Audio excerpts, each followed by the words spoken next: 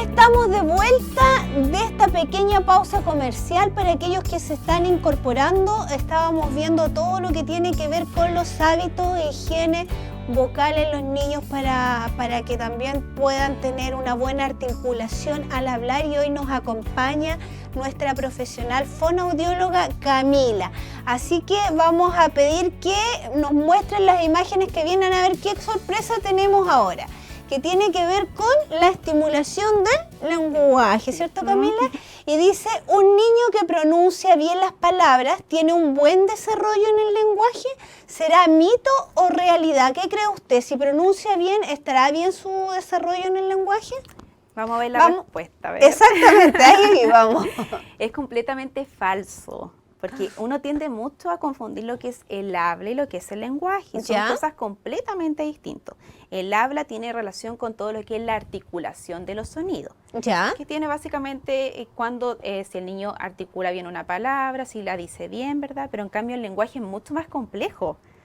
Entonces no necesariamente un niño que habla bien tiene bien el lenguaje, porque como vemos ahí en la imagen, ¿verdad? El lenguaje se divide en varias áreas. Ah, claro, ahí lo tienes. Por una parte está la parte fonética fonológica, ¿verdad? La parte semántica, que tiene relación con todo lo que es el vocabulario, la parte morfosintáctica, que tiene relación con todo lo que es la estructuración de las oraciones, y la parte pragmática, que tiene relación con cómo uno utiliza el lenguaje. Y en la morfosintáctica, Camila, nos hemos dado que tienen harta dificultad para estructurar oraciones que a veces son muy cortas, y un poco con los tiempos verbales. Danos un ejemplo para que los papitos que están en casa pongan atención, más o menos qué es lo que pasa ahí. Sí, o sea, con los tiempos verbales, por ejemplo, un niño puede decir esto, me ponía el zapato, en vez de decir me puse, ¿verdad? Entonces, tiende mucho a utilizar los tiempos verbales de manera incorrecta.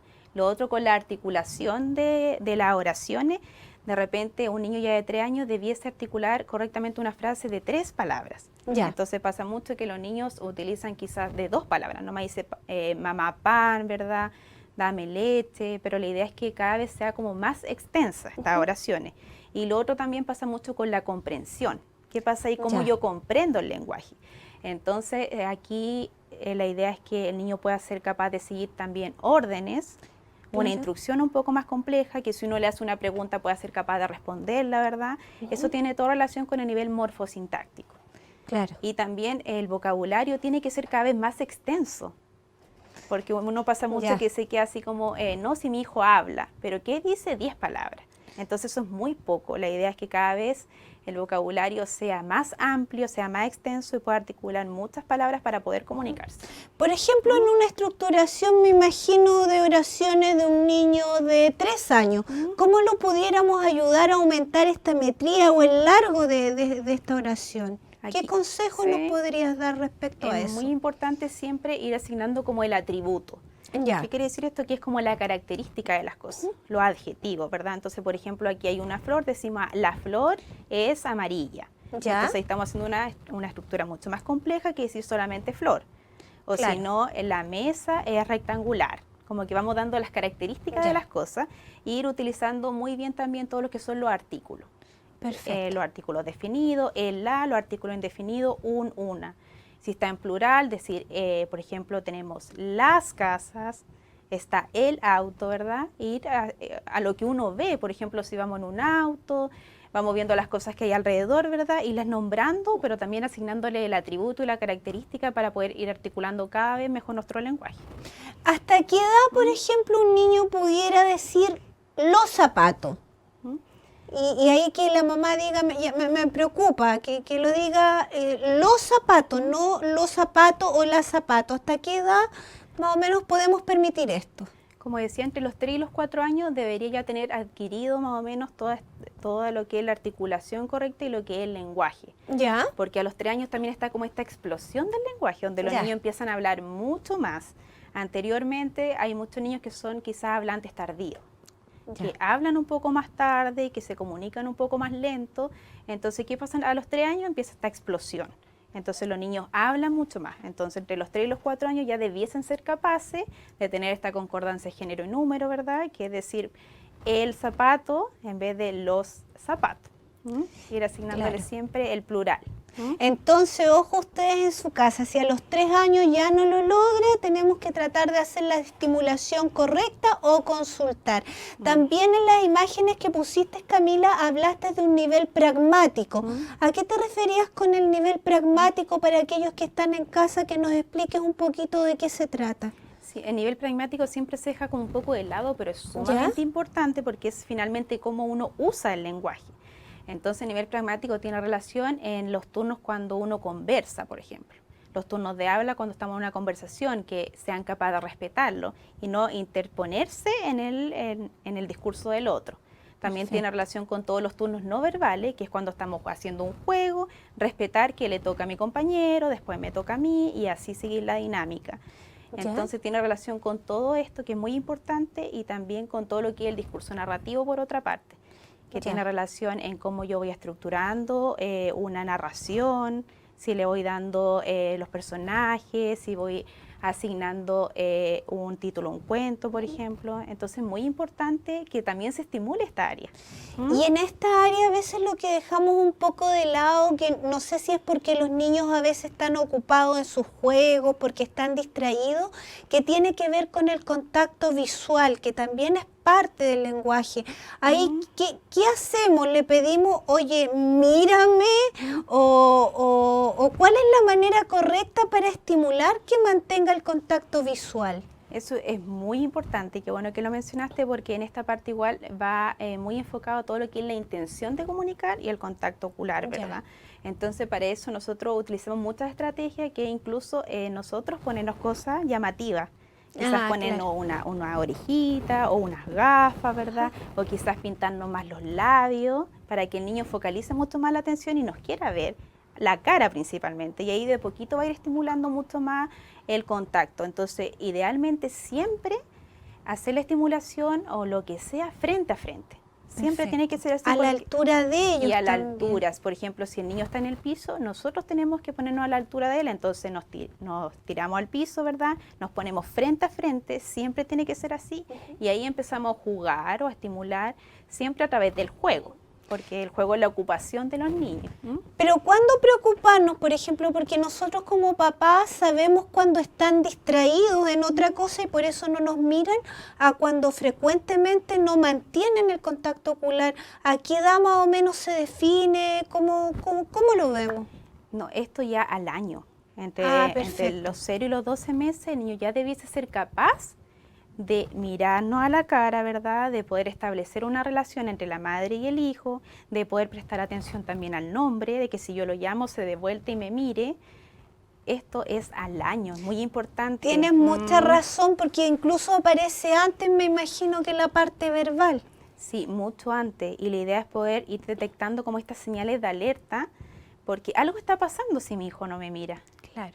Entonces la idea es poder acudir a tiempo, tener una atención temprana para ir cada vez ir trabajando estos aspectos que, como tú decías, uno los puede ir trabajando. Entonces la idea es que sea muy temprano para que así el desarrollo después cada vez sea más típico. ¿Qué otra imagen nos tiene Camila para que podamos comentar con ustedes que nos están viendo desde su casa? ¿Es adecuado que tu hijo o hija diga su primera palabra al año? ¿Qué creen ustedes? A ver, veamos. Pensemos. A ver la respuesta. Esto sí es verdadero, es completamente verdadero. Entre los 12 y los 18 meses se esperaría, según el desarrollo típico, que los niños pudiesen articular su primera palabra con significado. ¿Qué quiere decir esto? Que yo miro, por ejemplo, a mi mamá y le digo mamá. Ah, perfecto. Porque se confunde de repente no el balbuceo por repetir. Porque se confunde, porque los niños anteriormente a esta etapa, que lleguen a la primera palabra, ya comienzan a balbucear, que significa que empiezan a decir mamá, ta, pa. No entonces, es eso. No, y se confunde mucho. La primera palabra es que yo miro a mi mamá y le digo mamá. Perfecto. O llega el tata y digo tata, ¿verdad? Ya. Ahí sí, porque yo le estoy asignando una palabra a la persona en este caso. Y no es solamente ir repitiendo las sílabas. Perfecto. Entonces se esperaría que entre los 12 y los 18 meses ocurriera este hito, que es muy importante y que los papás en general esperan mucho, también están como muy ansiosos y siempre quieren que diga mamá o que diga papá, que son las palabras igual mucho más comunes. Sí, porque pasa que cuando a uno le pregunta muchas veces a los papás cuándo dijo su primera palabra, tienden a decir a los 4, a los 5 meses, y me imagino que a lo que tú te refieres, que es el balbuceo. Yo creo que es eso, ¿cierto? Sí, porque se confunde mucho y la mayoría, claro, dice, no, a los 6 meses. Y yo le digo, ya, pero ¿qué decía a los 6 meses? Que sea como un poco más explícito y que detalle. Entonces, la mayoría de las veces, cuando uno hace una anamnesis y va recopilando como información, yo siempre pregunto qué palabra dijo, pero que no sea ni mamá ni papá. Entonces, ahí dicen así como, no se parece. Ahí es más complicado. Entonces, siempre la mayoría dice, sí parece que dijo agua, pero lo dijo como al año. Entonces ahí recién van como asignando, porque claro, tampoco tienen por qué saber que los niños empiezan con este balbuceo y que es muy similar a si un niño dice mamá, es muy similar a que diga mamá. Entonces tratamos como que uno se confunda un poco. Te agradecemos tanto estos consejos, Camila, de verdad, así que vamos a ir a la próxima imagen. ¿Qué tenemos? Como mi hijo es pequeño, no es importante que los padres hablen mal, ya que ellos no entienden aún. O sea, cuando les decimos, no sé si te refieres cuando le decimos ñu y el tato, ¿eso? Exacto. Ya. A ver, ¿cuál será la respuesta? ¿Qué creen ustedes? Es completamente falso, porque el adulto debe articular las palabras correctamente, evitar este lenguaje tan infantilizado, o las palabras, utilizarlas mucho en diminutivo, porque pasa mucho que, claro, como tú dices, uno cuando lo ve tan pequeño... Como cariño. Exacto, hasta ellos hablan un poco así, entonces uno como que se baja su nivel y habla igual que ellos. Entonces, como dije anteriormente, los niños al escuchar el lenguaje lo replican. Entonces, si estoy escuchando que en vez del zapato me dicen tato, voy a decir tato, porque todo el mundo le dice tato, entonces... Idealmente, siempre articular la palabra como es, independiente que el niño tenga 2 años, ¿ya? El cariño no está asociado entonces con hacerlo chiquitito.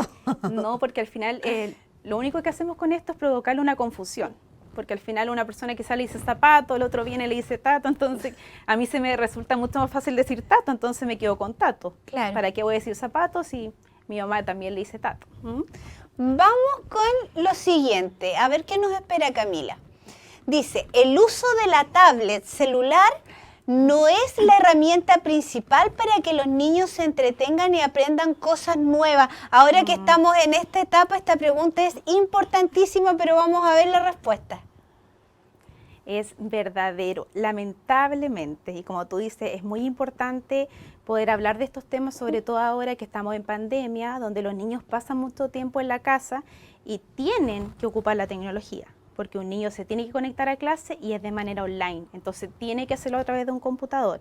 Pero lo que voy con esta pregunta es que idealmente eso lo tiene que hacer sí o sí, pero que igual hayan espacios de juego en la casa, porque los niños aprenden a través del juego. Entonces, ya si se tiene que conectar a su clase, que lo haga esa media hora, ¿verdad? Claro. Máximo, quizás estar conectado 1 hora diaria, que es lo que los estudios dicen, pero no más allá de eso, que el niño también pueda jugar, porque eso es lo importante, que el niño juegue, que interactúe, porque el lenguaje y la comunicación se da a través de la interacción cotidiana que tengo con mis padres, ¿verdad? Con los hermanos. Entonces, si estoy pegado todo el día al celular o a un tablet o al televisor, no hay interacción. Claro. Entonces, los niños se pueden quedar horas y horas mirando algo, pero lamentablemente se pierde toda esta interacción, se pierde la imaginación incluso, porque en el juego uno puede ir imaginando historia, puede ir creando, va trabajando el vocabulario, se van trabajando muchas cosas que se pierden al estar tanto rato interactuando con estos computadores o con el tablet o lo que sea. También ahora que pasa que los papás están trabajando mucho, los niños a veces están solitos en casa, yo creo que también, como tú bien nos dices, depende del contenido que es el que se trabaje. Exacto. Vamos a ir a la próxima pregunta, Camila. Desde la primera infancia es importante ir mostrando y probando los distintos elementos que consume mi hijo. ¿Es verdadero o falso? ¿Qué cree usted? A ver, vamos a ver la respuesta, que igual es muy importante, es verdadero. Pasa mucho que cuando los niños ya empiezan a comer, claro, uno le da todo muy triturado, ¿verdad? Porque es lo que se tiene que hacer, es lo que se recomienda. Pero a medida que va creciendo, la idea es que las consistencias vayan siendo cada vez más enteras, porque uno tiende mucho a seguir picando todo así, pero molido, papilla. es más rápido, no nos resulta más fácil. Entonces los niños también comen mucho más rápido todo, no se van a atorar, ¿verdad? Porque de repente igual hay muchas aprensiones al respecto. Pero la idea es que cada vez el niño vaya trabajando con las consistencias más completas, porque tiene que ir tratando de articular también, de masticar, de ir trabajando todos los órganos. Porque si solo le damos papilla, no va a trabajar nada, porque la papilla pasa directo. ¿Te refieres un poco a la musculatura? A la musculatura, exacto. Perfecto. Entonces, por eso la idea es que sea la consistencia un poco más entera, como les decía, para que vaya trabajando, porque si no, no se trabaja. Y ahí, perdón, ¿qué pasa, Camila, con la deglución? ¿Hay diferencia si está más picado o más molido o no hay mayor diferencia? Sí, sí hay diferencia, porque al estar un poco más entero, la deglución tiene fases y tiene muchas etapas también. Ya. Entonces se van trabajando todas las etapas. En cambio, cuando está todo molido, no está, por ejemplo, la etapa donde uno va triturando el alimento. Perfecto. Porque pasa directo. Entonces la idea es poder ir trabajando todas las etapas y como corresponde. Porque está bien, un bebé de 8 meses tiene que comer molido. Pero si ya tiene 3 años, ¿para qué le vamos a moler la comida? Claro. Si puede masticarlo más bien. Entonces la idea es que vayamos viendo paso a paso las cosas. ¿Qué viene después, Camila? Veamos con qué seguimos. ¿Es normal que los niños tartamudeen cuando son pequeños? También es una pregunta bastante frecuente que los papás se preocupan y más o menos cerca de como los 3 años consultan harto respecto a eso. Quisiera que nos aclares aquí, que vamos, como tú nos dices, vamos a la respuesta. Ya, aquí puse un verdadero y un falso. Ya. Porque tiene ambos aspectos, ¿verdad? Ah, sí. Sí, hay que tener mucho cuidado con esto, porque cuando son pequeños, como tú dices, sí existe una etapa donde los niños tienen esta explosión del lenguaje. Entonces pasa mucho cuando son muy pequeños, entre los 2 y los 3 años aproximadamente, hasta los 4, hay un 5% de la población que presenta disfluencia. Ya. ¿Qué quiere decir esto? Que van replicando algunos sonidos, ¿verdad? O que se escucha como un habla que es, claro, es tartamudo. Pero esto se debería pasar en 6 meses, ¿ya? Entonces, si en 6 meses todo desaparece, es normal. No tengo por qué asustarme. Pero te voy a interrumpir un poquito. Si es un niño muy ansioso, ¿pudiera ser más de 6 meses? También porque, bueno, en la próxima pregunta vamos a responder eso. Pero la idea es que, como te digo, es verdadero, sí, porque se presenta en los niños. En un 5% de la población se presenta esto de que es normal que aparezcan estas disfluencias. Pero ¿qué pasa? Cuando persisten en el tiempo, ahí sí o sí tenemos que acudir a una evaluación con algún especialista en tartamudez, ¿verdad? Para saber si esta disfluencia, por qué persisten, qué está pasando. Claro, tú dices, quizás puede ser mucha ansiedad, pero es muy importante poder evaluarlo. Poder saber por qué está pasando, porque si persiste en el tiempo es porque quizá algo puede estar pasando quizá a nivel ambiental o a nivel más social, no sé, hay muchos factores que pueden influir en esto. Entonces por eso no la descarto ni un verdadero ni un falso, pero sí hay que quedar claro que esto ocurre en un 5% de la población cuando los niños son pequeños. Y en 6 meses debiese desaparecer. Camila, si hacemos los exámenes pertinentes, hemos descartado con neurólogos, con los especialistas, como fonoaudióloga, ¿qué ejercicios recomiendas para poder ir tratando esto en casa? Eso igual es muy importante porque aquí influye mucho cómo uno lo trabaja. Pasa mucho que cuando los niños empiezan como a tartamudear, uno como que se desespera igual un poco. Sí. Me imagino que en las casas a las mamás les pasa esto porque uno quiere que logre articular las palabras correctamente, que hable fluido sobre todo. Entonces, ¿qué pasa? Que aquí lo importante es siempre enfocarse en el contenido de lo que nuestro hijo está diciendo y no en las trabas. Entonces siempre prestarle mucha atención, incluso cuando él esté con mucha tartamudez, no pueda decir una palabra, no prestarle atención a la traba. Entonces uno quedarse tranquilo, ¿verdad? Darle su espacio, su tiempo y esperar que él logre decir la palabra, o ella en este caso, y después uno le dice, ya, perfecto, entonces vamos a hacer tal cosa. Nunca decir así como, no, espera, tienes que respirar, cálmate, porque los niños están calmados y es que no pueden hacerlo. Perfecto. Y uno pasa mucho que como uno se desespera, uno tiende a hacer estas cosas igual porque uno no sabe cómo hacerlo, cómo lo voy a abordar si yo lo quiero ayudar. Entonces uno tiende mucho a decir, ya relájate, vamos a respirar, dilo de nuevo, pero como decía, es muy difícil porque esto es involuntario. Entonces no es que él lo quiera hacer, sino que no puede hacerlo. También pasa lo contrario, que a veces le decimos, pero dime, Sí. y los presionamos No, y es a la peor, respuesta. es mucho peor porque al final, claro, la tartamudez incluso puede aumentar, porque estoy con esta presión, estoy quizás mucho más nervioso, tengo que decirlo, entonces al final puede ser adverso. ¿El tratamiento ahí es largo? El tratamiento depende, por ejemplo... En caso que descartemos pensando cualquier tema neurológico u otro asociado, que sea netamente, como dices tú, ansiedad o explosión del lenguaje, ¿es largo? No debe ser largo porque si se hace una buena evaluación y tenemos todos los antecedentes muy claros, sabemos por dónde va el camino, sabemos qué es lo que quizás está ocasionando esta disfluencia, entonces uno lo puede abordar de mejor manera. ¿Ya? ¿También pudiera tener origen genético o no? Exacto. También. Pues, de hecho, una de las primeras preguntas que uno hace es eso. Y perfecto. También se da mucho más en los hombres que en las mujeres, en un porcentaje mucho mayor. Casi en un 80% de los hombres son mucho más tartamudos que las mujeres, y si hay antecedentes, por ejemplo, que el abuelo también era tartamudo, va a incidir también en que las otras generaciones también se puedan presentar casos de tartamudez en la familia. Ya, vamos con la siguiente pregunta, Camila, porque hasta aquí vamos súper. Dice, ¿la tartamudez es psicológica? A ver, vamos a ver la respuesta y ojalá aquí quede súper claro. Como decía, la tartamudez es súper compleja. Es muy compleja porque es multidimensional. Hay muchos factores que pueden influir en la aparición de la tartamudez. Puede ser quizás que hayan factores psicológicos asociados, sí. Pueden ser también factores lingüísticos, también. Pueden también incluso ser factores sociales que pueden estar interfiriendo, porque si yo presento mucha tartamudez, quizás me voy a aislar, no voy a querer compartir con el resto porque no voy a querer que se rían de mí, no voy a querer que me pregunten. Entonces hay muchos factores que influyen, incluso el ambiente. Entonces aquí la pregunta decía si era psicológica. No necesariamente puede ser psicológica. Lo que sí influye mucho, como que no es la causa, pero sí puede acarrear problemas psicológicos. Como decía, puede ser que me sienta más, me tenga como temor a comunicar, tenga temor a hablar. Los compañeros también pasa que se burlan. Exacto. Camila, ¿esto tiene que ver o es un tema aparte cuando hablamos para que nos expliques qué es primero y después si está asociado con esto el mutismo selectivo? Sí, el mutismo selectivo es cuando una persona como que selecciona cuándo hablar y cuándo no, para que quede como un poco más claro.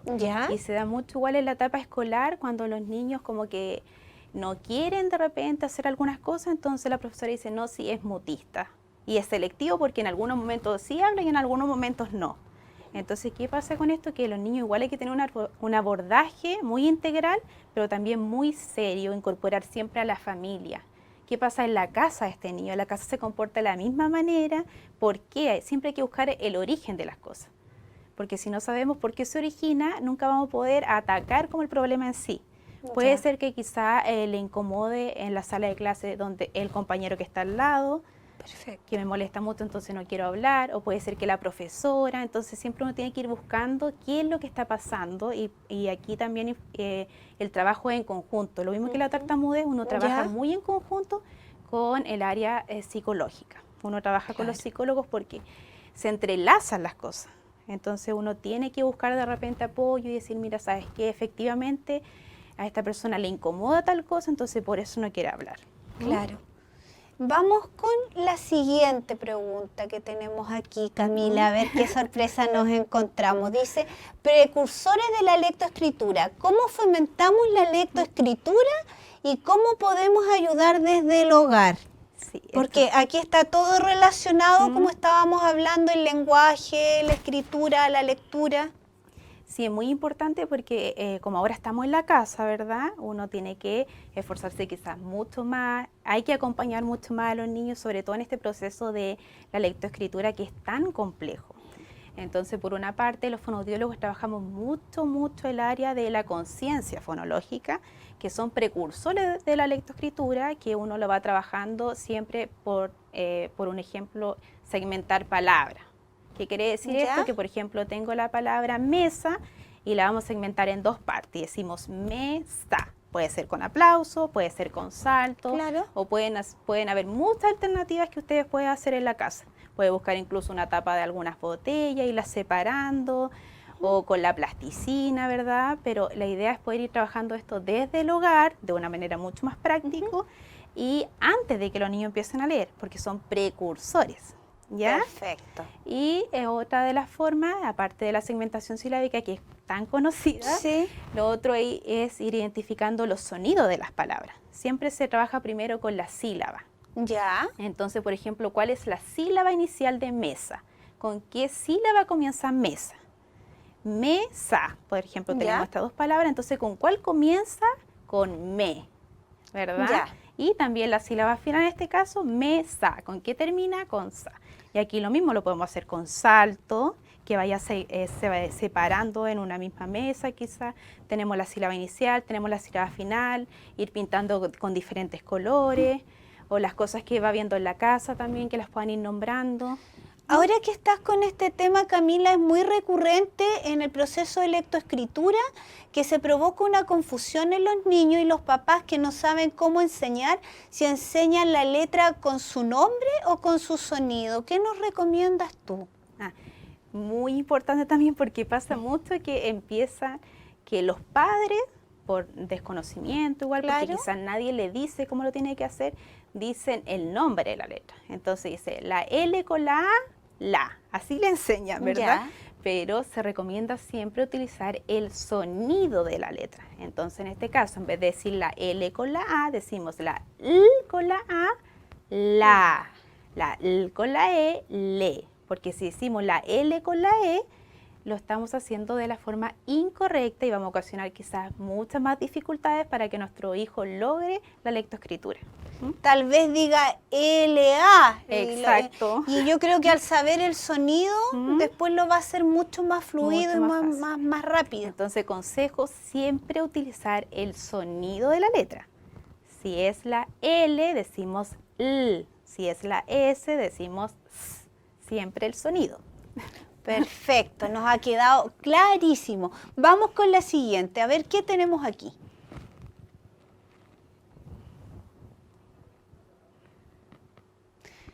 Dice conciencia fonológica, que ya nos hablaste un poco, Camila. ¿A qué se refiere la conciencia fonológica? Nos diste algunos ejemplos, pero ¿cómo puede influir que existe una mala conciencia fonológica? Es que, como les decía, como es un precursor de la lectoescritura, es lo que tenemos que tener previo a. ¿Ya? Entonces, ¿qué pasa? Si uno no la trabaja a tiempo, uno llega directo quizás a las letras, como decía, e ir trabajando, pero si no tenemos estas habilidades previas va a ser mucho más difícil que los niños logren poder leer, porque es como que cuando uno, si empezara directamente a caminar, antes uno tiene que gatear, porque va a ser un proceso. Entonces la idea es poder ir trabajando la conciencia fonológica antes de la lectoescritura para que los niños ya vayan conociendo los sonidos, ya vayan asimilando el sonido a la letra, entonces sea mucho más familiar para ellos y no llegar directo a un libro que tengo que juntar estas letras, qué está pasando aquí. Así es mucho más fácil. Camila, han sido tus recomendaciones de verdad maravillosos para todos aquellos que somos papás, para aquellos que tenemos muchísimas dudas. Contar con una especialista del nivel que tú eres, de verdad ha sido un agrado. Y quisieras que antes de que terminemos te pudieras dirigir a tu cámara y darle un consejo, una recomendación general a los papás. Sí, mira, muchas gracias por darme el espacio, sobre todo para poder informar estas cosas, para poder conversar, porque es muy importante. No, gracias a ti, Camila, porque no siempre están los accesos. Exacto. Como decía, el fonoaudiólogo siempre está muy asociado a lo que es la educación, ¿verdad? Estar en los colegios, pero uno tampoco tiene contacto tan directo con los padres, porque muchas veces no nos alcanza el tiempo, trabajamos muy pocas horas. Entonces, muy importante siempre que los papás se informen, que pregunten, ¿sabes qué? Parece que a mi hijo le pasa esto, entonces, ¿qué puedo hacer? Hoy en día existen muchos canales, también pueden ir consultando al fonoaudiólogo que está en la escuela o preguntar aparte, pero siempre informarse, ver de repente estos signos de alerta, qué pasa, mi hijo no tiene 1 año, pero de verdad parece que no establece el contacto ocular. Claro. O no utiliza los gestos, que también es muy importante poder utilizar los gestos, el señalamiento, hacer gestos para decir chao. Entonces la idea es que se informen para que sepan y vayan viendo como estos signos de alerta que son tan importantes. Si mi hijo ya tiene 2 años y no dice ninguna palabra, algo está pasando ahí, entonces hay que acudir a los especialistas. Si mi hijo tiene 3 años pero solamente dice palabras y no dice frases, también es muy importante acudir para saber qué está pasando aquí, cómo lo puedo ayudar. Yo estoy segura que en su casa ustedes son los que más quieren ayudar a su hijo y son los que pasan más tiempo con ellos, entonces saben perfectamente qué es lo que les pasa, que hay quizás algo raro, porque uno también tiende mucho a ver al hermano, entonces mira, si te acuerdas que el hermano ya hacía estas cosas, ¿qué está pasando aquí? Entonces la idea es poder siempre acudir y también tener cuidado igual con las comparaciones, porque todos los niños son distintos, todos tienen un desarrollo distinto. Entonces si a mi hijo le pasó esto y a mi otro hijo no, puede que sea distinto, pero tengo que informarme, tengo que acudir al especialista y averiguar qué es lo que está pasando. Eso es sumamente importante. Muchas gracias, Camila. Yo creo que hemos quedado con un montón más de dudas. Yo creo que vas a tener que volver nuevamente. Y de parte del canal te queremos, no me puedo acercar más a ti, siempre les digo, pero te queremos dejar este recuerdo. La gentileza que has tenido en venir, agradecerte, y a ustedes que nos reunamos todos los miércoles aquí en Abriendo Espacio y sigan en nuestra sintonía en TVI.